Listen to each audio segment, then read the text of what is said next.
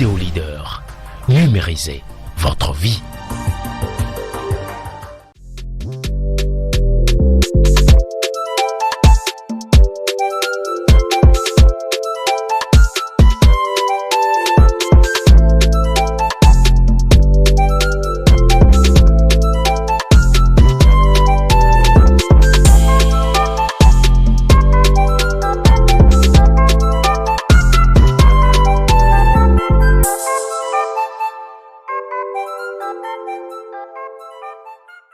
Bonjour, chers semblables.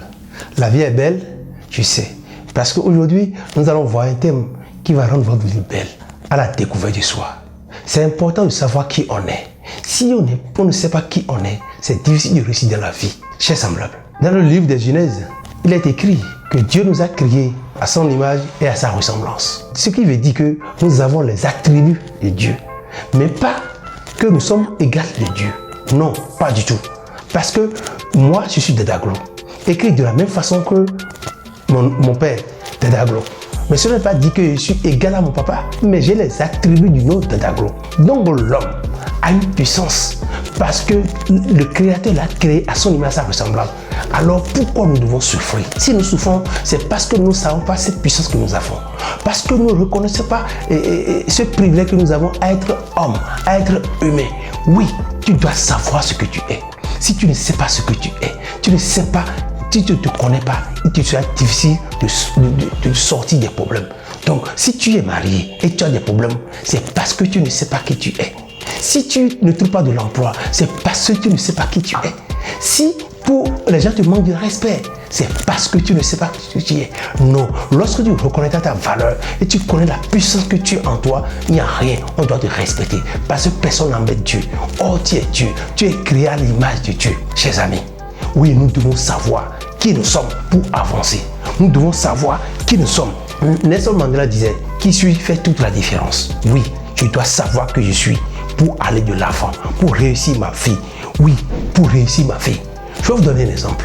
Il y a un enfant qui était venu me voir parce qu'à l'école, les enfants l'embêtent, l'insultent, on essuie sa tête. Oh, cet enfant est le premier de sa classe. Alors je lui ai dit tout simplement, dis désormais quand un enfant, un camarade va t'embêter, il faut leur dire, c'est la tête des premiers. Si tu veux être premier, il faut avoir la tête. Celui qui a la tête est le premier. Donc quand je lui ai dit ça, il a commencé à répéter, c'est fini, personne ne l'embête plus parce qu'il sait la valeur qu'il a. Il dit, quand on a cette tête, on travaille, on est meilleur.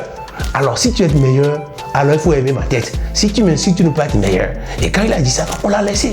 Tu dois te découvrir. Dieu t'a donné tout pour que tu puisses être aimé. Regardez Nick, un Américain, qui n'a ni pied ni bras. Et pourtant, il est milliardaire.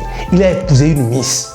Mais toi qui as deux bras, tu as deux pieds, tu as des yeux, tu as des oreilles, tu as tout. Et tu souffres. Et tu es pauvre. Ça ne va pas. Ça ne va pas parce que tu ne sais pas qui tu es. Tu ne reconnais pas ta propre puissance. Nick a reconnu et c'est pourquoi il est riche. Et quand il veut parler, au moins 3000 personnes l'écoutent.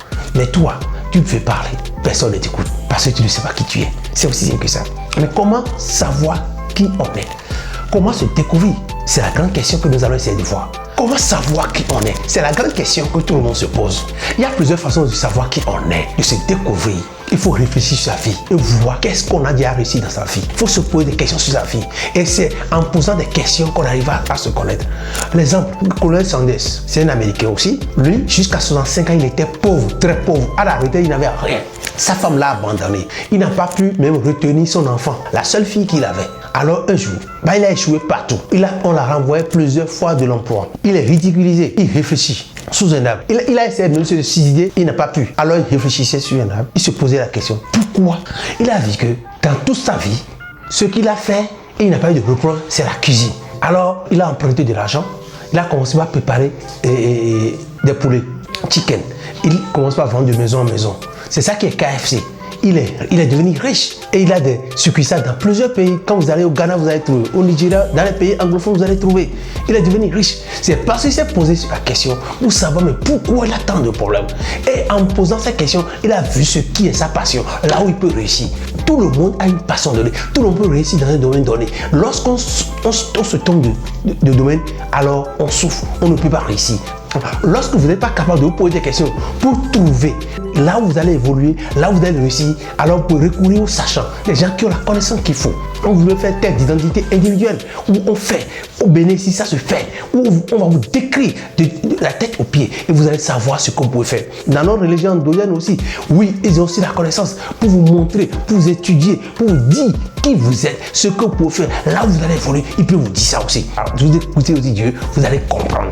Oui, tu dois savoir qui tu es. Lorsque tu arrives à savoir qui tu es, lorsque tu vas savoir qui tu es, il n'y a rien. Personne ne peut te manquer de respect.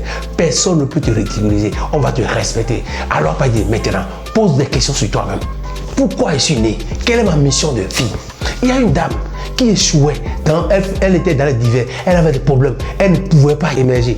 Alors, elle allait faire le test d'identité individuelle. Et là, on lui a révélé qu'elle doit évoluer dans les cosmétiques. Elle se posait comment elle va trouver l'argent. Puisque c'est là où elle est disposée à travailler, alors elle a commencé à trouver l'argent, elle est venue de part et d'autre. Et aujourd'hui, elle évolue dans les cosmétiques. Elle a la paix dans les cosmétiques parce que c'est ce métier qui est compatible à sa personnalité. Mais elle ne savait pas. Alors, vous qui m'écoutez, chers semblables, essayez de poser la question. Surtout quand vous avez des difficultés dans un emploi donné. Beaucoup souffrent dans leur emploi parce qu'ils ne sont pas là, ils ne sont pas destinés à rester là. Mais ils forcent à rester là. Posez-vous des questions. Pourquoi si je ne suis pas heureux dans quelque chose, ça ne va pas. Ça veut dire que je ne dois pas, c'est pas ma place. Va chercher ta place en te posant la question. Ou bien en se rapprochant des sachants pour qu'on puisse t'aider à trouver ce que tu veux faire. C'est ça le plus important. Lorsqu'on se trompe de mission, on souffre. Lorsqu'on se trompe de mari, on souffre. Lorsqu'on se trompe de femme, on souffre. Dieu n'a créé personne pour souffrir. Dieu ne t'a pas créé pour souffrir. Tu t'as créé pour être heureux. Alors, cherche ton bonheur. Cherche ton bonheur en te découvrant. Découvre toi-même. Va à ta découverte. Va à ta propre découverte et tu verras que la vie sera rose pour toi. Coach Anthony Desaglo, je vous aime. Je vous veux heureux et meilleur.